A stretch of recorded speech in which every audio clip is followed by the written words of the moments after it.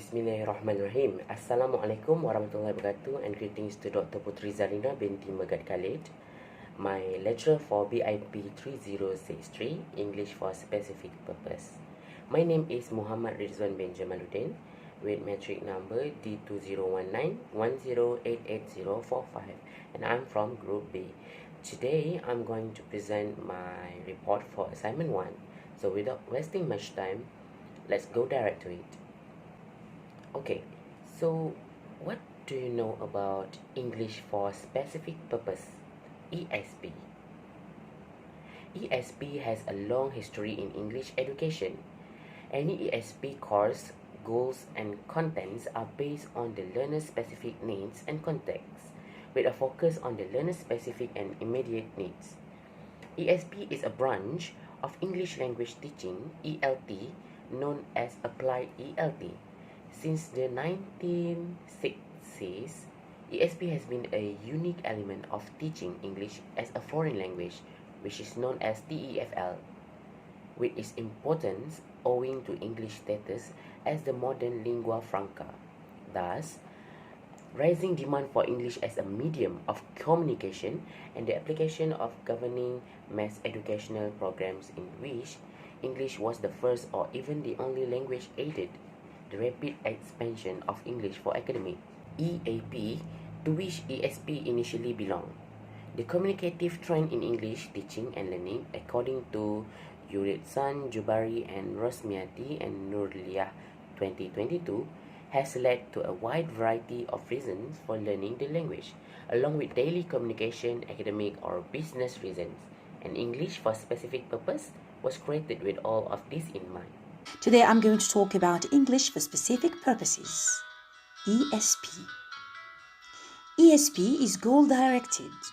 That is to say, it is an approach to language teaching based on learners' goals and reasons for learning language.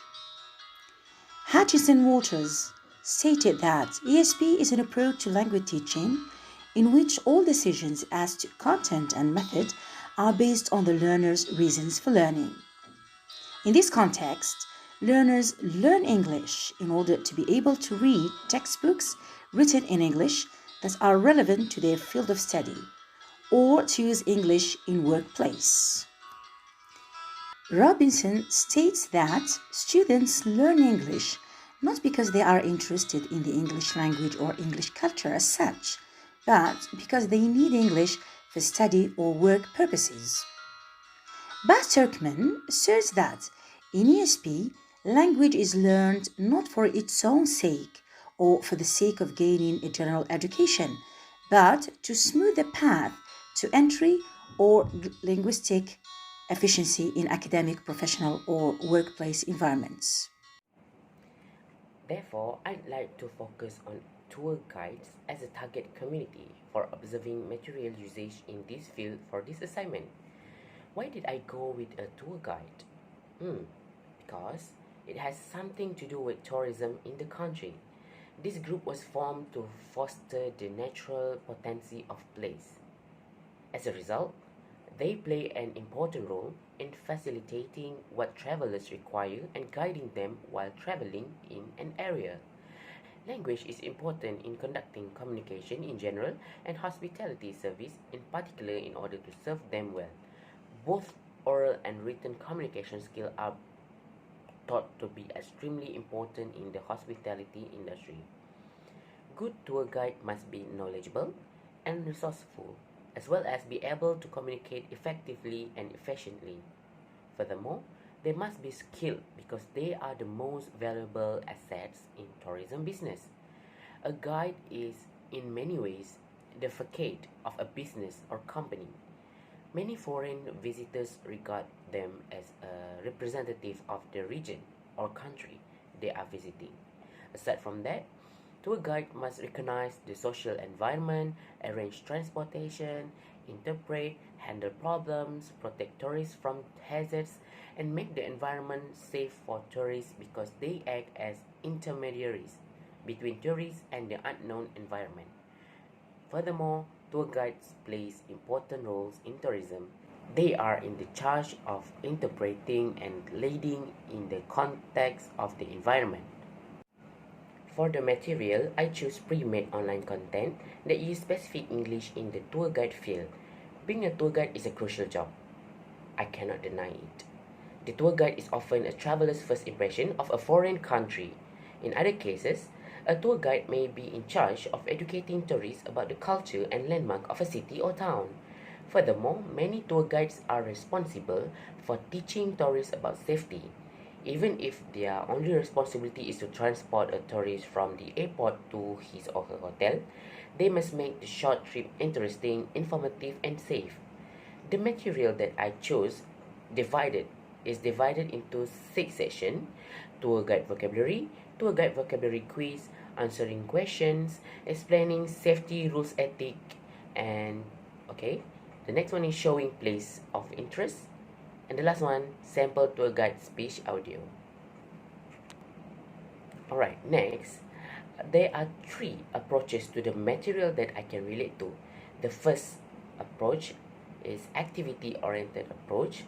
The second one, skill-oriented approach, and the last one, task-oriented approach. For the first approach, activity-oriented approach, in which the teacher incorporates various types of activities into the classroom to help learners learn English more easily and efficiently. Learners typically remember 90% of what they say and do. As a result, activity-oriented approach are more effective in the teaching and learning process. The method has been shown to be more effective than traditional reading and writing instruction. Based on the material I chose, we can see that there are 6 parts of the material that every student must go through. The last 4 must be completed in class, where the teacher will ask the learner to act as a tour guide and tourist. After the teacher teaches them, they only need to read the examples of conversation prepared for each part with the proper intonation. Here are some of images from the material that I took of the conversations. Okay, so as you can see, the first and second picture is a sample conversations that I took from the material. So you can pause the video and read it if you want. What can I say? Every day as a tour guide, they will face new challenges. Answering questions may be one of the most difficult aspects of their job. Unlike a memorized speech, they will not always know what questions people will ask. They can, however, anticipate certain types of questions and how they will be asked. When answering questions or responding to comments, learners should also learn how to use variety. Finally, it is critical that they understand how to politely explain that they do not understand a question. For the second approach, a skill-oriented approach, that includes listening, speaking, reading, and writing has emerged as a new trend in ESP settings because it is thought to be an effective approach to developing students' communicative competence and ability to use English to gain access to social, career, educational, or professional opportunities. The integrated skills approach integrates all language skills so that learners not only understand but can also use the language they are learning in natural communication. Writing is not included in the material because it is quite unimportant in the field, while reading, listening, and speaking are the most beneficial to learners. So the first section of reading, tour guide vocabulary, will require learners to read all of the important nouns and verbs for that field in order to strengthen their vocabulary. For the second section would be listening, and the last section speaking, that needs learners to do role play after the class session. I've attached some of the material. You can read if you want. For the nouns, we have activities, architecture, art gallery, attractions, and bearings. For verb, we have arrive, close, continue, on, depart, enjoy, expect. You can pause the video and read the meaning and example sentence provided here. For genre-oriented approach, where communicative For genre-oriented approach, this is not in the report, because this is not suitable approaches that relate to my material, so I just tell why. The genre-oriented approach relates to the teaching of business writing, where communicative intention and strategies used to realize such intentions in the context of complex interpersonal relations between the participants involved in the communication process are considered very crucial. In the chosen material, writing is not quite useful due to its less use of it in the field. Therefore, the genre-oriented approach is not related to the material.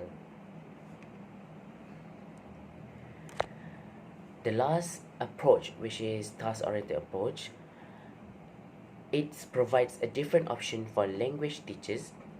The teachers does not predetermine what language will be studied in a task-based lesson. Instead, the lesson is based on the completion of a central focus, and the language research is decided by what happened as the students complete it. The lesson is divided into several stages: pre-task, task, and practice. For pre-task, I will introduce the topic and give the students clear instructions on what they will need to do at the task stage. I may also assist the student in recalling some language that may be useful for the task. I will have them read the first section of the material and then answer the second section, which is a continuation of the first. They will then proceed to the sample tour guide sample speech and listen to the demo or audio because they must perform the role play. For task, for the next stage, which is task, the student will complete the second part in the time allotted by the teacher, and they will be able to discuss the answer with their peers. No problem with that. Then they can pay more close attention to the audio. For the practice stage, finally, I will assign pairs of students to do role play. While one pair is presenting, the other pairs need to be concentrated because after this, it is going to be their turn, right? So the student then engage in practice activities to boost their confidence and record useful language. When students are free of language control, this approach has some obvious advantages. They must use all of their language resources rather than just one pre-selected item in all three stages. The student experience with the language create a natural contact that is personalized and relevant to them. The student exposure to language will be much more varied. They will be exposed to a variety of lexical phrases, collocation, patterns, and language forms. It is a communicative approach in which students spend a significant amount of time communicating. It is entertaining and motivating. For the last part, conclusion. In light of this evidence, it is clear that ESP material can unquestionably assist learners in learning English for their specific needs in their field. To determine the needs of the students, the teacher must first conduct a need analysis. The four approaches will undoubtedly assist the teacher in developing appropriate material that will assist learners in learning more effectively, but it is different from one community to another community. It depends. For my community, which is tour guide, we only have three approaches, which is activity-oriented approach, skill-oriented approach, and task-oriented approach. We don't have genre-oriented approach. That is based on the material that I have chose. So, a good ESP teaching material is taught to help students achieve the goals of their English course. Alright, that is all from me. Thank you very much for your time. Till we meet again. Bye-bye. Assalamualaikum and good day to all of you. I am Mr. Awang Abdul Qayyum, but you can just call me Qayyum. And I will be your happy tour guide for today. Now, I like to tell you some friendly reminder. First, please sit until we reach the destination. Second, please put your trash inside the garbage bin. Third, as you all know, the COVID-19 outbreak is still around us. Therefore, we encourage you to always wear face masks every time. Next, we remind you to always keep your distance from each other as a precautionary measure of at least 1 meter. Lastly, please take extra care of your valuable things. If you have any question, please don't hesitate to ask me. I don't mind. World largest hotel will be in Genting Island. Number of the room 10,044 rooms. Every day fully booked. Today no room at that for 10,044 room hotel. No room, fully occupied. Not only one hotel there, on top there they have 5 hotels. Maxim Hotel, Resort World, First World Hotel, another 2 hotels. Every day fully booked. Why? Casino. Okay. Malaysia Muslim not allowed to enter casino. Haram. But Pakistan, Irani people, Iraqi people, Indonesia people, whoever is a tourist, they are allowed to go inside casino. No problem, huh? If you think play is haram, go and see. Okay, how is casino inside? You can go and see, yeah? Okay. Sometimes they will ask passport, sometimes they not ask passport. Who follow me, they won't ask passport. Okay? Why? They know I bring tourists. Okay? But if let's say you go single, they might think, oh, these may be Malaysian people. Come, I want to see passport. You are Malaysian or what? Okay? So that's why they are asking passport. Genting Island, little bit expensive. Okay? Little bit only expensive, but you can do shopping. Okay? If you think the things, you already see here some shopping, right? If let's say the price is more cheaper here, come and buy here. Don't buy in Genting Island. Okay? First, when we go to Genting Island, we will go for lunch. 1 o'clock, 1:05, okay? This lunch buffet, very nice. Number 1 in the Malaysia. Okay? All food will be there. You can enjoy that food. Chinese food, Malaysian, all halal, huh? Okay? All food is halal. Okay? Chinese food, Japanese food, Indian food, Malaysian food, all will be there.